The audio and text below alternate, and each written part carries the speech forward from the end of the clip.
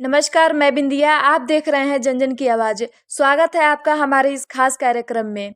बिहार में जाति आधारित गणना कराने में कितना खर्च हुआ, नीतीश सरकार ने हाई कोर्ट को बताया। बिहार में जाति आधारित गणना कराने में करीब 115 करोड़ रुपए खर्च हो चुके हैं। पटना हाई कोर्ट में राज्य सरकार की ओर से दाखिल हल्फनामे में यह जानकारी दी गई है। हाई कोर्ट में राज्य सरकार की ओर से दाखिल हल्फनामे में बताया गया है कि राज्य में जाति आधारित गणना कराने में बिहार सरकार लगभग 115 करोड़ रुपए खर्च कर चुकी है।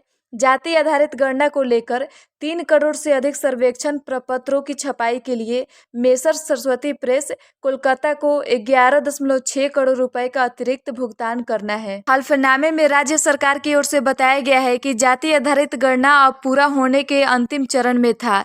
यदि इस दौरान कोई अड़चन आती है तो न केवल राज्य के सरकारी खजाने को भारी नुकसान होगा, बल्कि गरीब, वंचित और जरूरतमंद लोगों के विकास का उद्देश्य से भी वंचित हो जाएगा।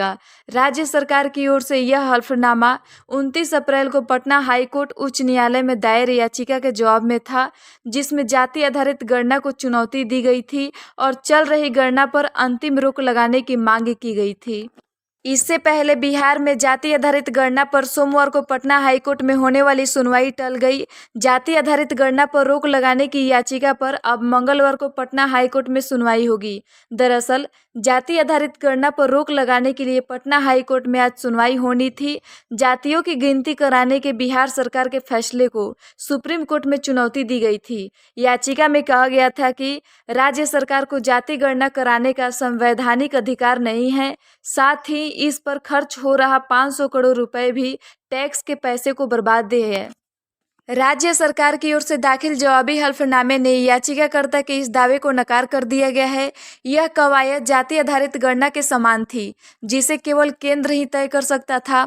यह भी कहा कि जातियों की गिनती में लोगों की गणना हर 10 साल में की जाती थी। हालांकि इस साल फरवरी तक इस प्रक्रिया को पूरा करने का लक्ष्य रखा गया था, लेकिन अब इसे 3 महीने बढ़ाकर मई कर दिया गया है। राज्य सरकार की ओर से हाईकोर्ट को बताया गया है कि बिहार में जाति आधारित गणना के लिए प्रथम अनुपूरक बजट 2022 से 23 में नियमित बजट का प्रावधान किया गया है। यह याचिकाकर्ता के इस तर्क को जवाब में था कि इसे कराने के लिए बिहार आकस्मिकता निधि से 500 करोड़ रुपए अलग रखे गए थे। इसने यह भी कहा कि जाति आधारित गणना कराने वाले बिहार पहला राज्य नहीं, बल्कि कर्नाटक है, जहां 2014 में जातियों की गिनती कराई गई थी। छत्तीसगढ़ डेटा एकत्र करने के लिए अन्य पिछड़े वर्गों, ओबीसी और आर्थिक रूप से कमजोर वर्गों, ईडब्ल्यूएस का समान सर्वेक्षण कर रहा है। इस बीच पिछड़े वर्गों के लिए महाराष्ट्र राज्य आयोग ने सामाजिक, आर्थिक और जातिगत जनगणना की प्रक्रिया शुरू कर दी थी। पिछड़ा वर्ग के लिए ओडिशा राज्य आयोग भी पिछड़े वर्गों की सामाजिक और शैक्षिक स्थितियों का राज्यवार सर्वेक्षण कर रहा है। केरल सरकार ने आर्थिक रूप से पिछड़े वर्गों के लिए राज्य आयोग से अगड़े वर्गों के लिए आर्थिक पिछड़ेपन का पता लगाने के लिए एक सर्वेक्षण करने को कहा है। राज्य सरकार ने हाई कोर्ट को बताया है कि जाति आधारित गणना कराने के पीछे केवल एकमात्र उद्देश्य विभिन्न जाति समूहों की आय, शिक्षा, रोजगार की स्थिति, पेशे और संपत्ति के स्वामित्व का पता लगाना था।